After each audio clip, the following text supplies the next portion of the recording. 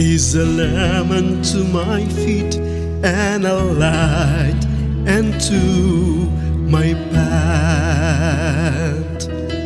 Thy word is a lamp unto my feet and a light unto my path. Shepherd me, O God, beyond my wants, beyond my fears, from death into life.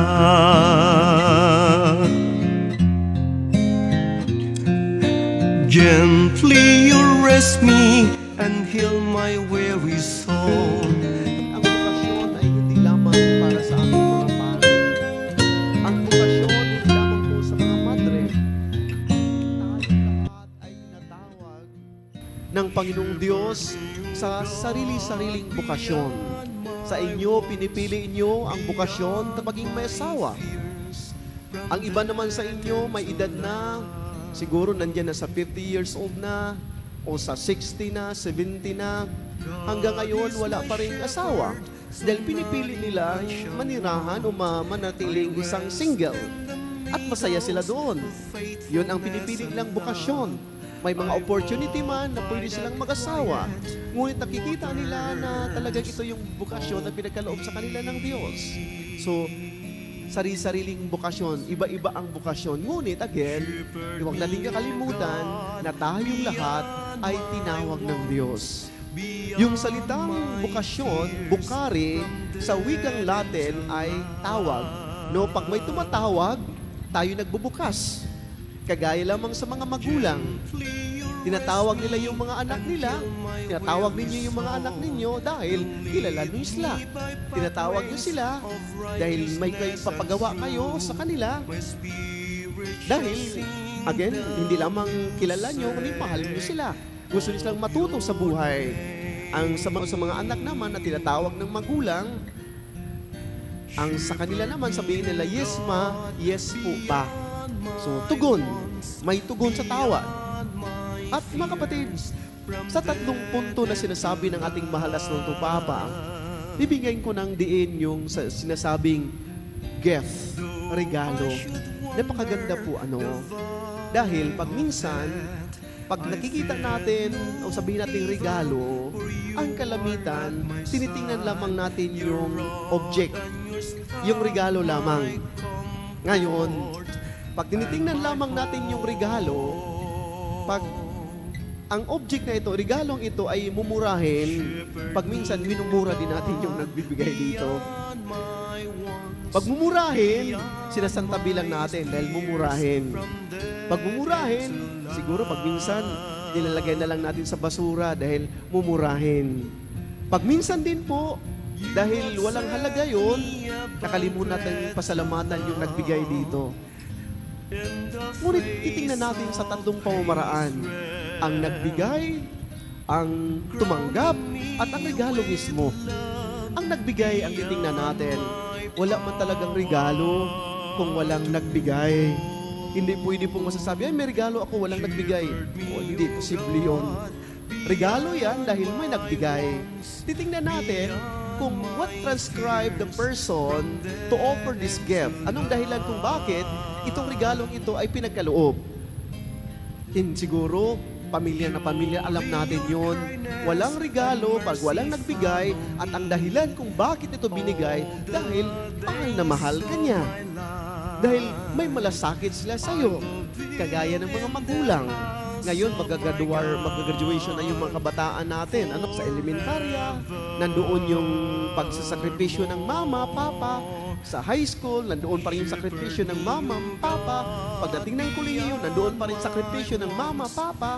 Yung sakripisyong iyon, pag tinitingnan natin, yun ay regalo. No, regalo yun na araw-araw na binabahagi ng mga magulang doon sa kanilang mga anak. So, pag minsan lamang, hindi nakikita yun ng mga anak. Yung pagsakripisyo ng mga magulang. Ang tinitingnan lamang, pag minsan, yung kulang yung baon, kulang yung pang-tuition, hindi nakikita yung yung sakripisyo. Hindi nakikita yung yung pagpapagod na walang-wala na yung mga magulang ginagawaan pa rin ng paraan para doon sa mga anak. Sa mga anak, nakikita ito, ang kailangan lang naman ng mga magulang, hindi naman sila sinasabi na babayaran niyo kami. Ang sa mga magulang, sapat na yung mama, salamat po.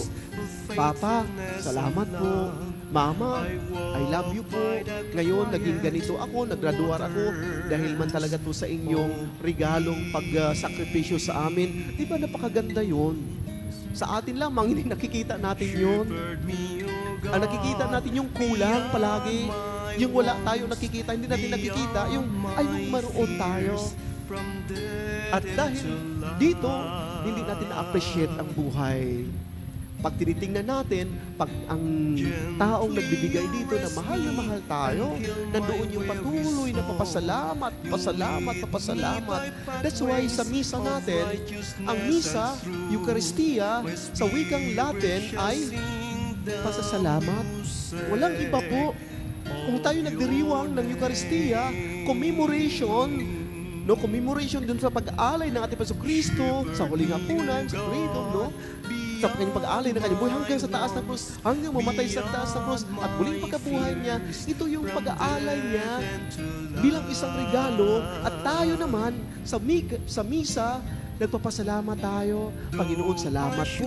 Salamat po sa pag-aalay mo. Salamat po sa kaligtasan namin lahat. Tayo nagpapasalamat sa isang Diyos na nagmamahal sa atin. So, napakaganda pala kung unang-una nating titingnan yung nagbibigay ng regalo. At titingnan natin ngayon sa atin, again, yung sa atin, yung mga nakatanggap ng regalo, pag nakita natin, anong ginagawa natin sa regalo, pag nakikita natin, alam natin na nagmamahal, ang nagbigay dito ay nagmamahal sa atin, pinapahalagahan natin, tinitreasure natin, naging proud tayo sa nagbibigay, hindi natin kinakahiya.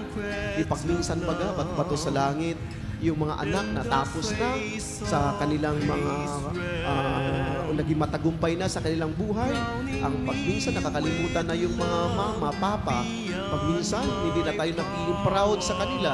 Nakakahiya na, kinakahiya na natin sila, di ba? Pagminsan na may mga anak na ayaw na nga isama si papa, si mama sa kanilang mga selebrasyon dahil yun nga naging successful na. No, pagminsan din po sa ating pagiging isang Katoliko, binibiyayahan tayo ng Diyos, mga biyaya, no? Ngunit kinakahiya pa natin yung ating pag-iisang Katoliko. Pag nandiyan tayo sa mga restaurant o ano mang yung mga selebrasyon, nakalimutan natin o kinakahiya natin mag-sign of the cross dahil yun nga, hindi natin nakikita kung anong klaseng regalo ito. Na kapag ito ay regalo, nakikita natin na mahal tayo ng Panginoong Diyos. Kahit anong mangyayari, maging proud ako dito sa biyayang ito.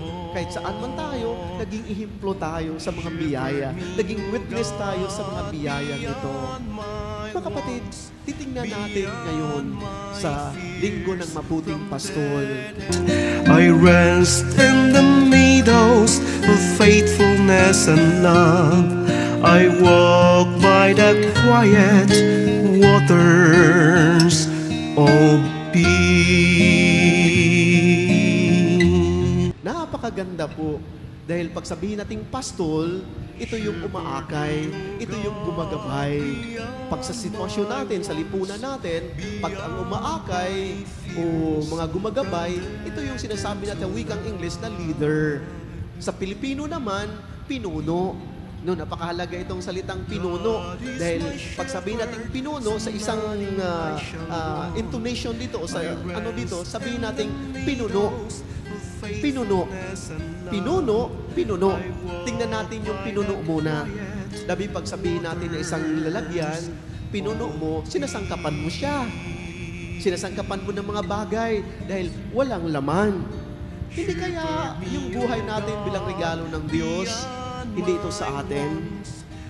Hindi kaya yung lahat ng mga biyaya na mayroon tayo, ito ay sinasangkap ng Diyos sa atin, binibigay ng Diyos sa atin. Sinasangkapan tayo para maging isang pinuno tayo. Napakaganda kung tinitingnan natin noong una, Panginoon, salamat po, pinupuno mo ako ng mga biyaya para ako ay maging isang mabuting pinuno. Dahil pag minsan, kiniklaim natin na lahat ng mayroon tayo, yung mga tagumpay natin sa buhay, naging matagumpay ako sa buhay dahil yan sa aking kakayahan, dahil magaling ako. Walang ibang gumagawa dito kundi ako lang. Ay, sandali muna. Nandoon yung paging masarili natin. Nandoon yung paging sakim natin. Nakalimutan natin ng lahat-lahat ng natanggap natin ay galing ito sa Panginoong Diyos.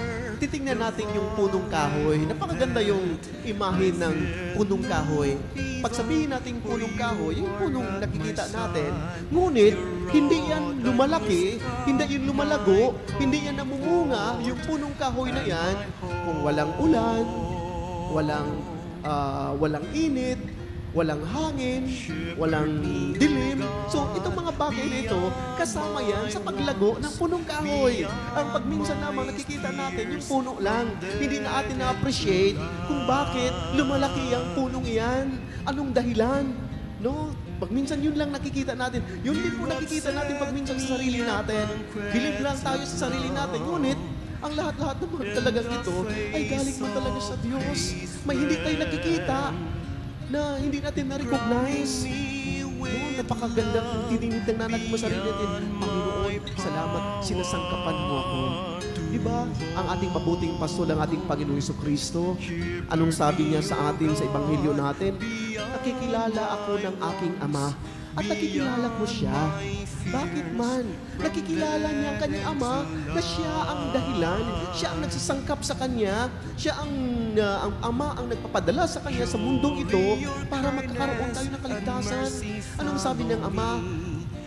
Ang ginagawa ng anak, ang ginagawa kong ito ay hindi sariling akin, kundi ito ay kalooban ng aking Ama.